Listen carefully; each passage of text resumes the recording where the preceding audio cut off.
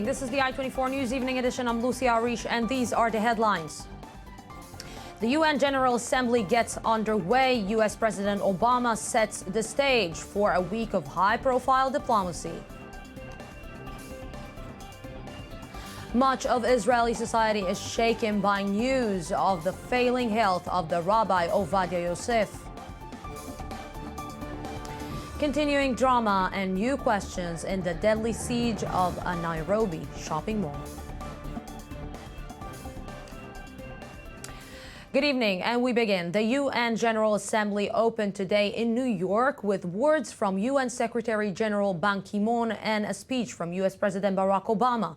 The week-long event will bring several burning issues to the forefront, including Syria's civil war, Iran's new president and nuclear weapons program, and Israeli-Palestinian peace talks. I-24 News reporter Uli Shapira takes a look at the day in one of the biggest diplomatic events of the year.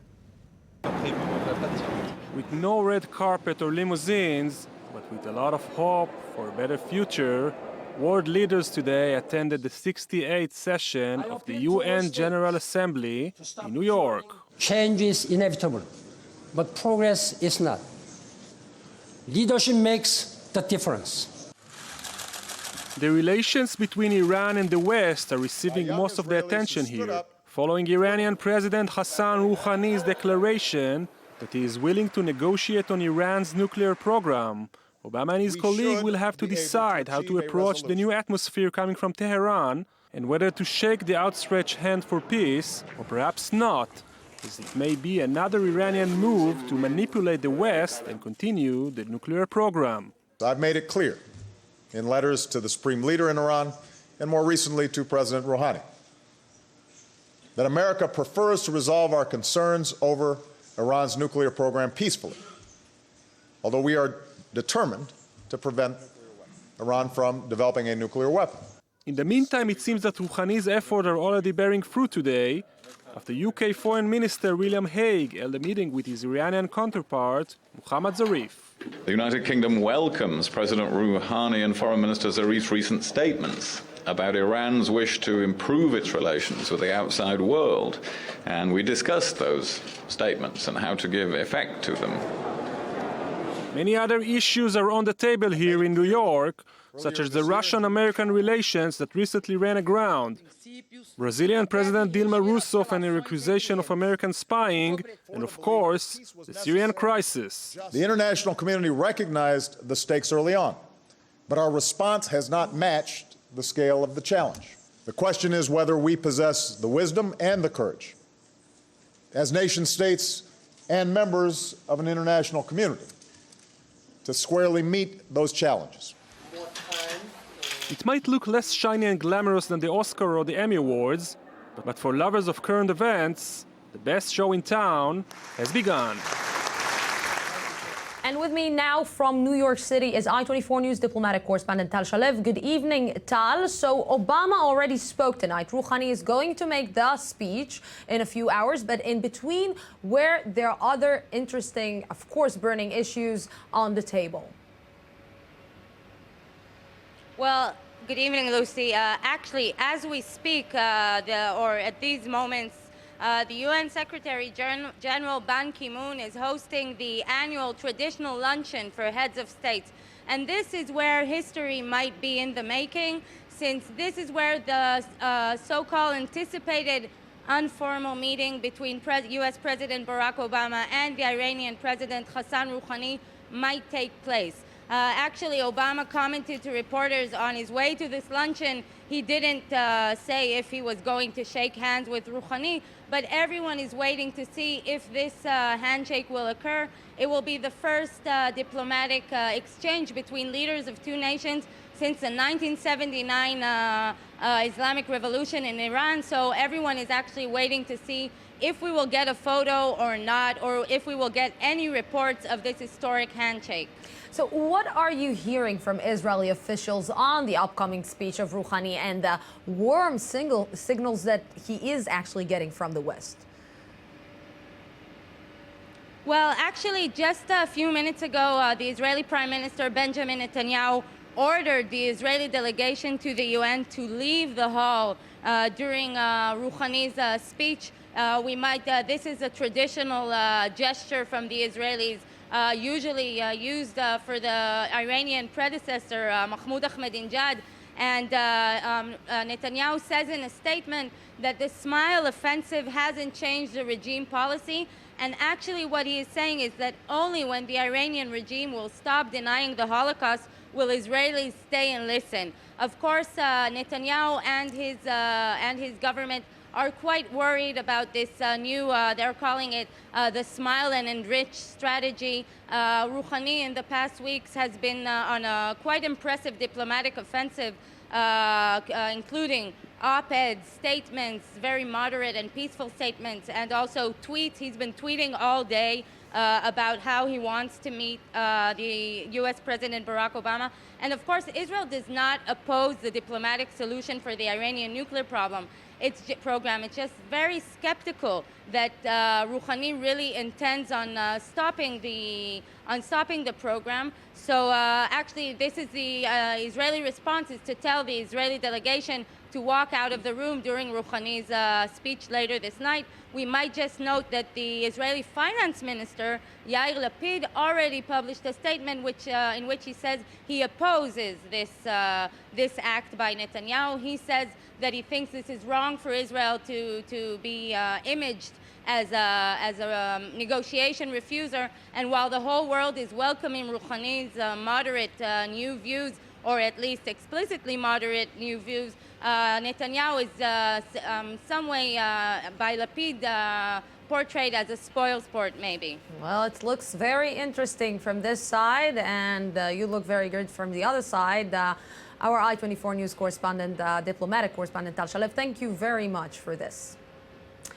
The war in Syria is, of course, a central topic for the General Assembly and is a major point of contention between Russia and the Western leaders. Today, Russia's Deputy Foreign Minister said that UN chemical weapons inspectors are expected to return to Syria on Wednesday. And just today, an explosion in southern Damascus killed and wounded several people. I-24 News correspondent Danny Swebel has more on where a resolution on Syria stands. Alongside the UN General Assembly and these key decisions on Syria, Russian leaders noted that meetings with the Americans were not going in the right direction and said there were no guarantees a deal would be reached. Speaking before expected negotiations on the sideline of the UN, Mr. Yorobkov stressed that the key Chapter 7 for the use of force could possibly be invoked, but continued to reiterate Russia's opposition to any threat of military action against Syrian President Bashar al-Assad's government. The Syrian side clearly has stated its free will. In this situation, attempts of the Americans, actively supported by the English and French, to push the UN Security Council to craft a resolution that would contain a direct danger to Syria look absolutely illogical. French Foreign Minister Laurent Fabius, speaking on the behalf of Western leaders ahead of the summit yesterday, confirmed France would pursue a strong UN resolution that would leave open the possibility of the use of force. The resolution will specify that the use of chemical weapons in Syria is an attack on peace and international security, and as such, it will enable the Security Council to tackle this issue at any given time. A major order of business for members of the UN Security Council is to come up with a resolution that would enforce the agreement reached last week over the elimination of chemical weapons in Syria. Diplomats will also discuss how to convene the conference, whether players like Iran should participate, and when to convene a summit that would make an effort to settle the civil war there altogether. As UN inspectors make plans to further their investigation into Syria's use of chemical weapons, Deputy Foreign Minister Ryabkov continues to cast doubt on their previous findings, saying the findings were distorted, one-sided, and based on insufficient information. And in a televised address last night, Hezbollah leader Hassan Nasrallah denied that the group has received any chemical weapons from the Syrian regime. And with me in the studio right now to take a look at Syria and the region is Middle East analyst Ali Waqid. Good evening, Ali. So let's try to focus on Syria. What is the latest developments there?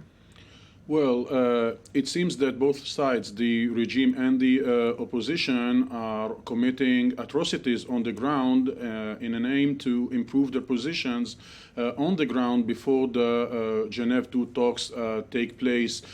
As part of the Russian-American-Syrian agreement on the Syrian chemical weapons, it was decided that political talks will start between the Syrian regime and the opposition. And when we follow the situation on the ground, we see that on daily basis, hundreds of people, of civilians, got killed from both sides, the opposition and the regime, and it is clear both sides want to improve the position on the ground to improve the position on the table, around the table in the Geneva II negotiations, if these negotiations take place. So let's shift off to Egypt. Muslim Brotherhood activities were banned yesterday.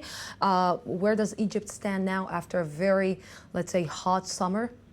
For the moment, it seems that the leadership of the Muslim Brotherhood, the remaining leadership that is not in jail, is decided to use all the tools, the political and legal tools, in order to try to change this decision of the government and of the Egyptian High Court. But nobody can guarantee what would be the reaction of the second-line leadership, of the young leadership, who can choose to get back to the military struggle, even against the regime. This is why we are waiting to see what would be the reaction of the court if there is an appeal from the Muslim Brotherhood. We should remember that in 1954 already the regime of Nasser at that period outlawed the Muslim Brotherhood, and they turned into a charity association. Legally today, the Muslim Brotherhood is a charity association, and the government outlawed this charity association, and we are waiting to see what would be the decision. In Istanbul, the global leadership of the Muslim Brotherhood is discussing the situation in Egypt and its influence over the situation of the whole Muslim Brotherhood in the world. For the moment, no signs that this leadership, this traditional leadership, will decide to go for the military armed and for the terror attacks, but nobody can guarantee that this will remain the situation if more measures are taken against the movement in the coming weeks. Egypt is facing another problem for the last few days, because today the Egyptian foreign minister was quoted, Nabil Fahmy was quoted, that the Egypt-US relations are, quote, unstable but not tense. Of course, that's got to do with the US deciding a declaration that they might stop the aid to Egypt. It's not a secret that the U.S. administration didn't appreciate, didn't like the position of the elected President Mohamed Morsi. The U.S. hinted also that they might stop the financial and military aid to Egypt. But it's interesting that in the Egyptian arena, both sides are trying to present to the public opinion that the Americans are supporting the other side. America is the big evil, and if the evil is supporting this or that side, so this is the bad guy. But on the strategic level, I don't think that the U.S. will change its attitude towards Egypt. Egypt is still considered by the administration an important regional player. He has a weight in the region, and although we heard the declarations of Foreign Minister Fahmy, there is a tension, there is a difference between Egypt and the U.S. administration, but this doesn't indicate any strategic change in the traditional relations between both countries. Yeah, unstable but not tense. Let's see for the next few days. Ali Waqid, Middle East analyst, thank you very much for this. And moving on, shock waves are going through a large section of Israeli society with news of a deteriorating health of Rabbi Ovadia Yosef. Former head of Yosef's Shas party, Eli Shai, was quoted in the last hour saying doctors are fighting for his life. Who is this figure that had a huge influence on Israeli society and politics in the past 3 decades? A report from Charles Biblizer. Rabbi Chaim Ovadia Yosef, the 93-year-old former Sephardi chief rabbi of Israel and current spiritual leader of the Shas political party, remains in critical condition in a Jerusalem hospital. A world-renowned scholar, many of Yosef's interpretations of Jewish law, or halakha, are considered binding in communities throughout the globe.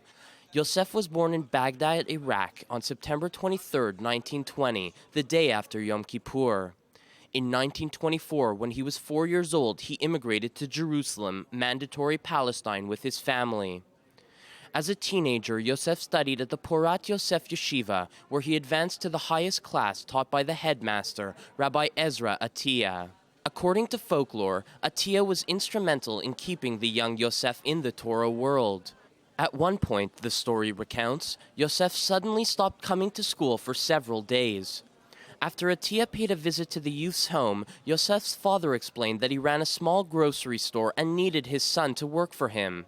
The next morning, when Yosef's father arrived at his store, he found Atiyah standing there wearing an apron.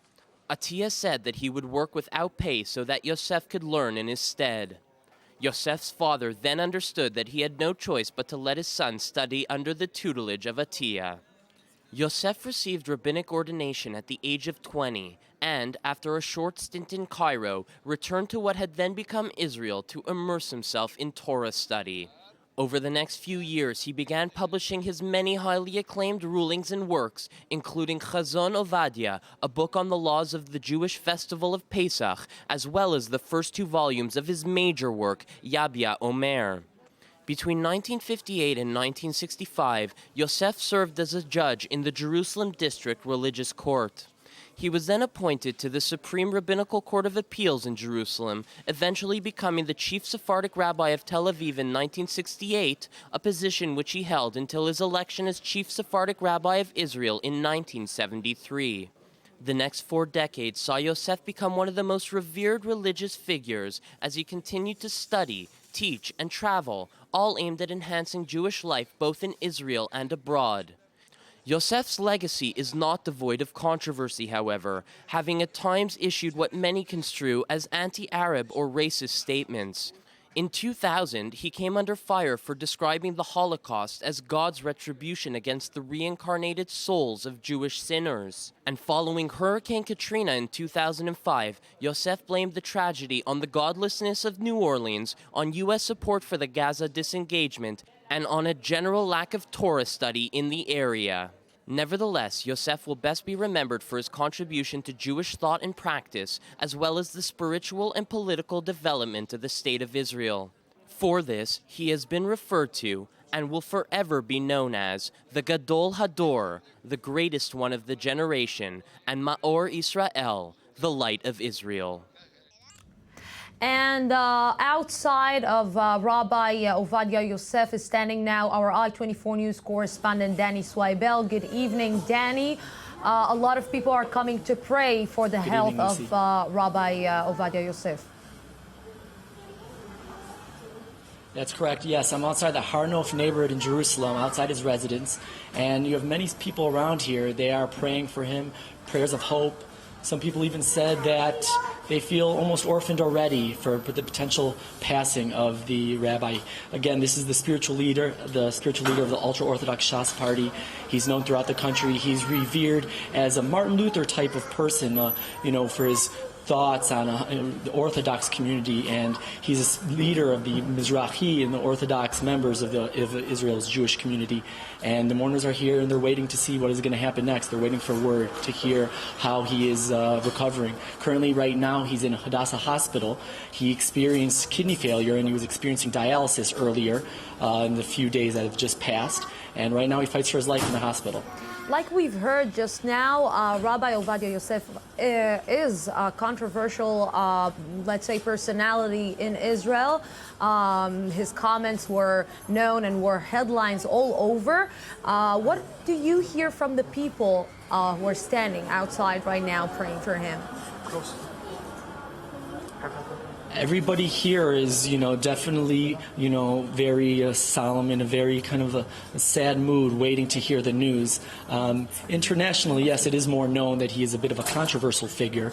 Made anti-Arabian statements, made statements about Hurricane Katrina victims as being sinners. So, abroad, perhaps he's known as that kind of controversial figure for maybe the negative statements, the way they perceived it.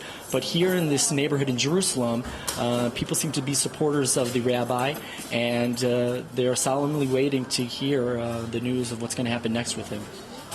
Danny Swiber, our I-24 News correspondent outside of Rabbi Ovadia Yosef's house. Thank you very much for this. And coming up next, continuing drama and new questions in the deadly siege of a Nairobi shopping mall. And celebrating banned books by defending the freedom to read. Don't go anywhere. 2 minutes. I'm back.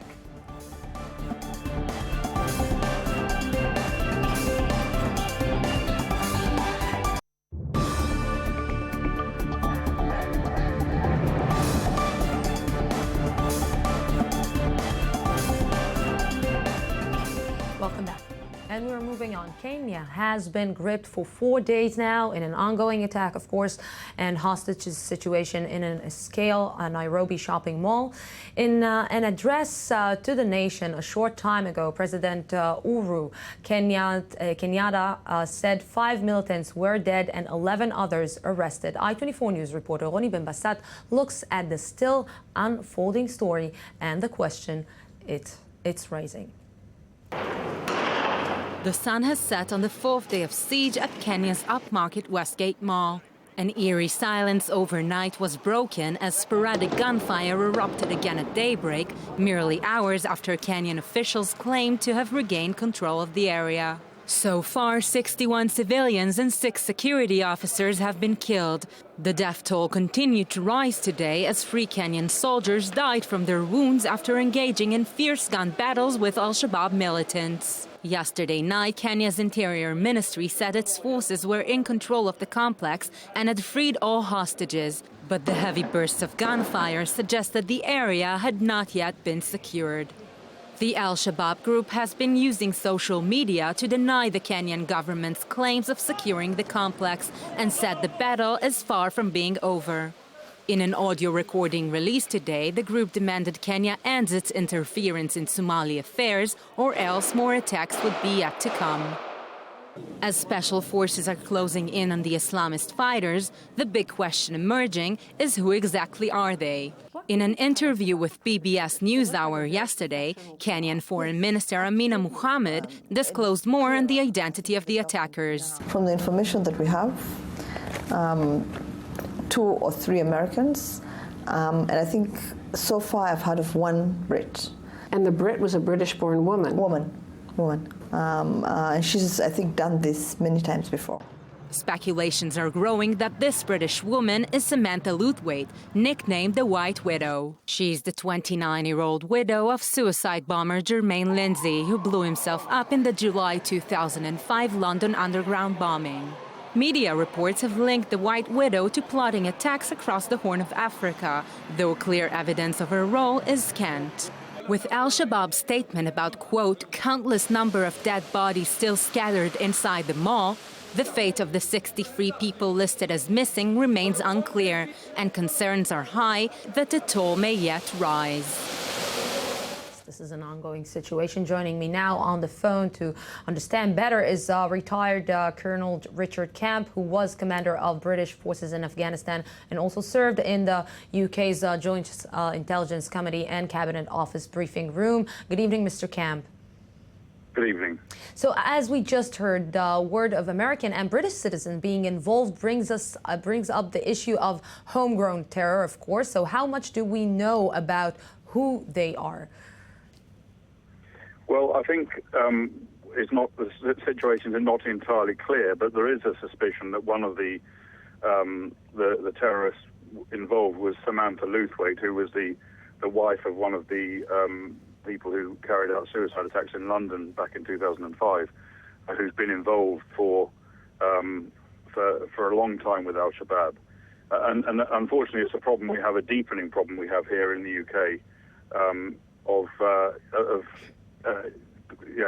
members of our Islamic community who become radicalized, become extremists, and then get involved in bomb attacks in the UK itself, or planning bomb attacks in the UK, and also to an extent overseas. And we've had quite a number of British citizens who have gone and fought in Afghanistan, for example, against NATO forces, including British forces, And of course, we're well aware that a large number of British citizens have been fighting and carrying out terrorist acts in Somalia as well. Yeah, but 2 months ago, the UK deported radical cleric Abu Qatada to Jordan. Do you think that maybe the British government acted too late? I'm sorry, I didn't quite hear that last question. I'm just saying that 2 months ago, the UK deported radical cleric Abu Qatada to Jordan. Do you think that maybe the British government acted too late on that? Yes, he should have gone long before that. He was heavily involved in radicalizing and recruiting people into terrorist activity. And due to interference, really, by the UK courts and the European courts, his removal from this country took a lot longer than it should. We certainly have a serious Islamist extremist problem in the UK, and I think that's illustrated by the fact that since 2001, over 300 UK residents and citizens have been convicted of serious criminal offences in the UK courts, and even only this year, at least 24 British citizens have been jailed in Britain as a result of involvement in terrorist activity. So that, I think, indicates it's very much an ongoing problem. And of course, one of our fears is that some of those people who fought in places like Somalia, places like Syria and Afghanistan will then come back. Those who survive will come back to the UK as very much hardened terrorists and be in a position to carry out the kind of assault that we've seen in Kenya. Of course, it's an ongoing situation. Colonel Richard Camp, thank you very much for this insight on the subject. And moving on, returning now to Syria's war, but to a different side, a shortage of vital medicine has been one of the many side effects of the country's brutal 2-year war and has been described by the World Health Organization as a very critical situation. More in the next report. Katia is running a regular errand, trying to secure insulin from this pharmacy in Damascus for her diabetic mother. My mother has diabetes. We were getting insulin from state pharmacies for free. But for more than a month, they haven't had any.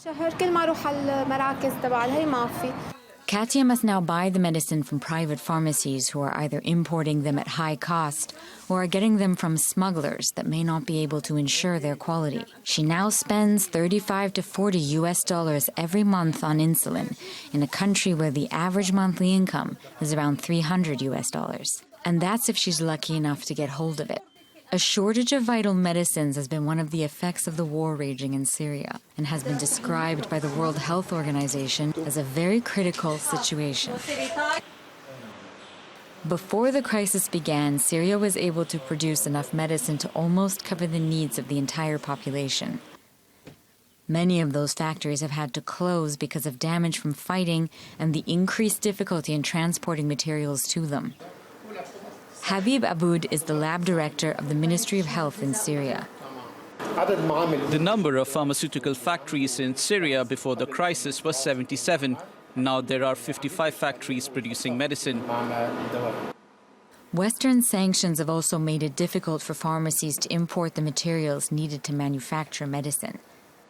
Many Syrians have no choice but to buy smuggled medicines which may not have been transported properly for their safe use. That's why some factories like this one are still desperately trying to produce medicine amid the crisis. We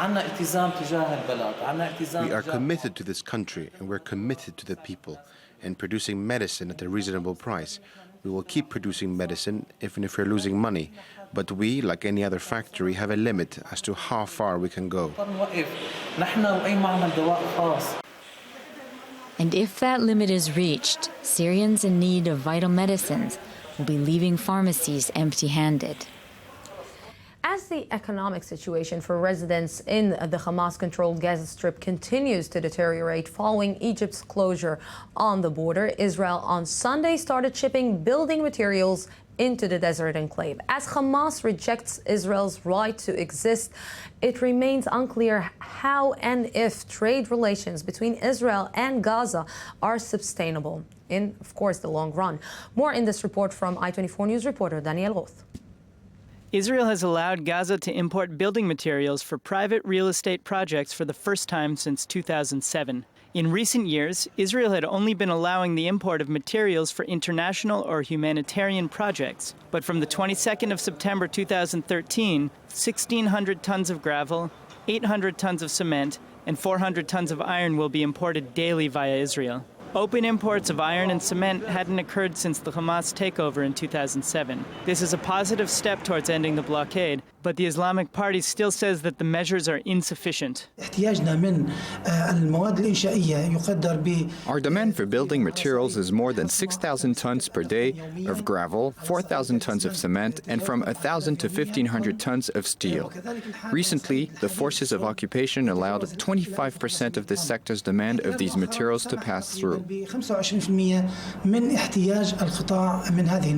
Other measures also affect water supply in Gaza and the West Bank, where Israel has allowed 5,000 additional work permits.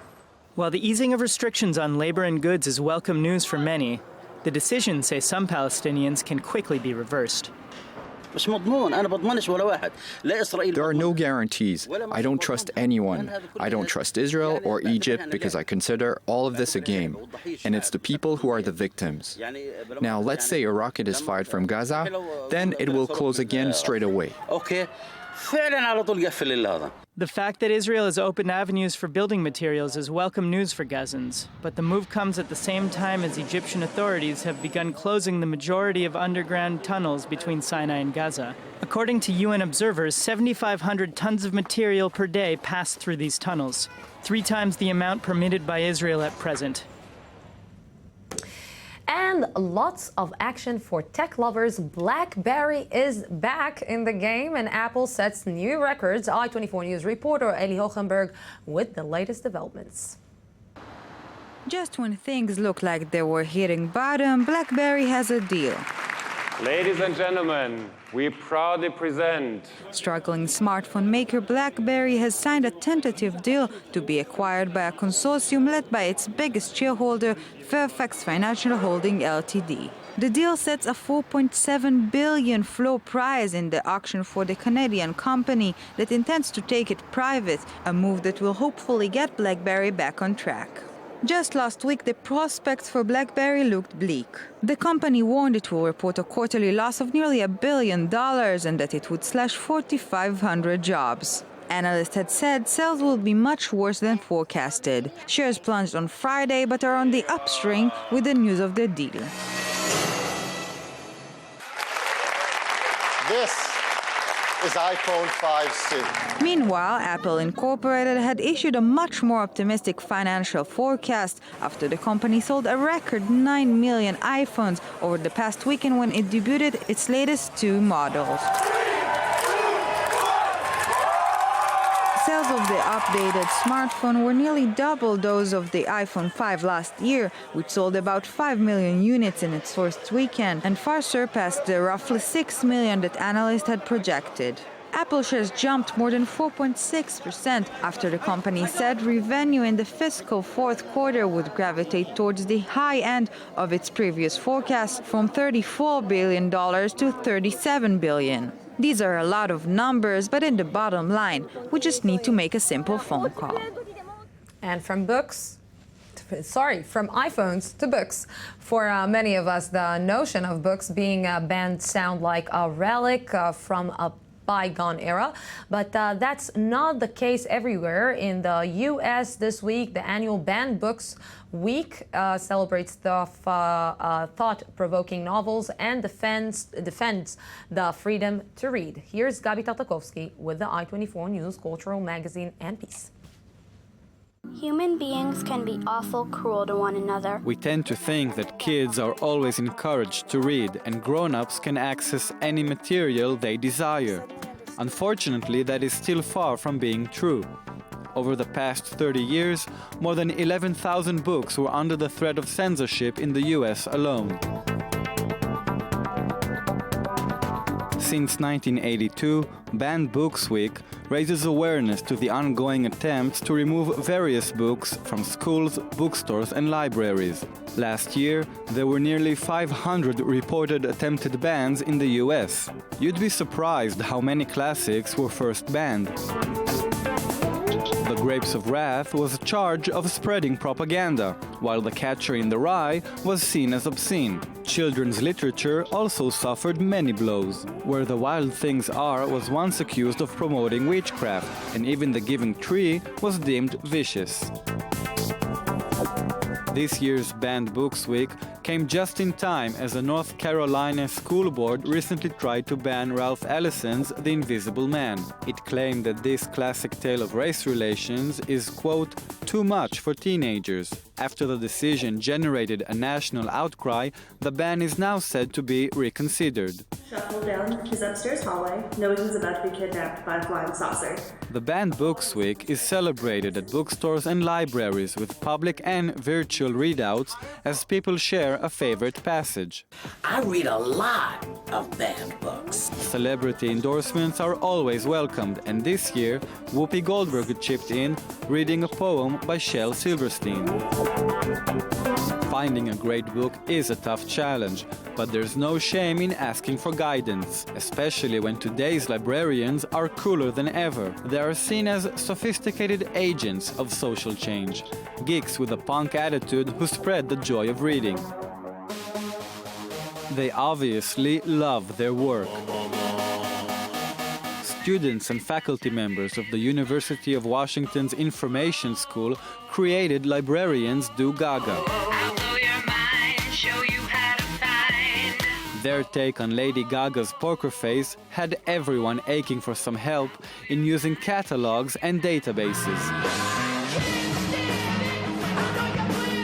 Finally, the library has now become the place where all the action is. This high-speed chase is a tribute to the Beastie Boys' iconic Sabotage music video, reenacted by librarians. Indeed, no one can stop the adrenaline rush of holding a great book. So please, free your mind and grab the most challenging book you can find. Just remember to hand it back in time, or else these elite librarians will hunt you down.